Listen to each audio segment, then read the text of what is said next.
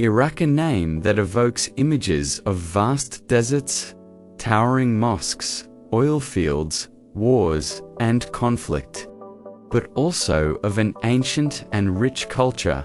Few places on Earth carry such a deep contrast between past and present. Here, some of the very first cities of humankind were born. It was in ancient Mesopotamia, along the banks of the Tigris and Euphrates rivers, that writing, law, and empires first emerged. And at the same time, modern Iraq became a symbol of wars, foreign invasions, and internal divisions. This documentary will explore the history, culture, wealth, and fascinating curiosities of a country that remains essential to understanding the world today. Long before the word Iraq even existed, there were cities here that changed the destiny of humanity. Uruk, Ur, and Babylon flourished between 4,000 and 3,000 years before Christ. It was in Uruk that cuneiform writing first appeared, carved into clay tablets with reeds. This seemingly simple act of recording symbols was a turning point, forever transforming the way human beings passed on knowledge. The Epic of Gilgamesh, considered the first great literary work of humanity, was born here. It tells the story of a king searching for immortality and already raises questions about life, friendship, and death that still resonate today. Babylon stood out as a political and cultural center. Under King Nebuchadnezzar, massive walls, temples, and according to tradition, the Hanging Gardens, one of the 7 wonders of the ancient world, were built. Though their true existence remains a mystery, it was also in Babylon that the Code of Hammurabi was created, one of the earliest collections of written laws in human history, with rules ranging from property rights to severe punishments. A curious detail, the expression, an eye for an eye, a tooth for a tooth, comes directly from this code. With the rise of Islam in the 7th century, the land that is now Iraq became the heart of a vast empire. Baghdad, founded in the year 762, was designed as a perfect circular city, with walls and 4 great gates leading to the main trade routes. For centuries, it was known as the jewel of the world, attracting scholars from every corner of the earth.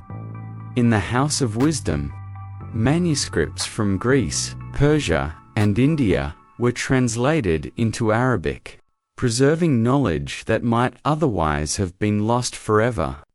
It was there that scholars like Al-Khwarizmi developed mathematical concepts that gave us algebra and algorithms. Medicine, astronomy, and philosophy flourished at a time when much of Europe was still in the Middle Ages. But not all was glory. In 1258, Baghdad was invaded by the Mongols under Hulagu Khan. The city was looted. Thousands were killed, and countless books from the House of Wisdom were thrown into the Tigris River. It is said that the waters turned black with the ink of the destroyed manuscripts. Iraq, once a beacon of knowledge, fell into centuries of instability until it was absorbed by the Ottoman Empire. In the 20th century, after the fall of the Ottomans, Iraq came under British rule. The new borders drawn by foreign powers forced together very different peoples: Sunni Arabs, Shia Arabs, and Kurds. This artificial unity planted the seeds of many future conflicts. In 1932, Iraq gained independence, but internal tensions never disappeared. The discovery of vast oil reserves became both a blessing and a curse, bringing wealth but also fueling rivalries. In 1979, Saddam Hussein rose to power. He ruled with an iron fist, building luxurious palaces while ordinary people struggled with hardship. During the war against Iran in the 1980s, millions died or were left wounded. Curiously, Sodom saw himself as a successor to the kings of Mesopotamia. He even ordered the reconstruction of Babylon, placing new bricks among the ancient ruins engraved with his own name, as if he were a modern-day Nebuchadnezzar. In the 1990s, after invading Kuwait, Iraq faced the Gulf War and harsh international sanctions.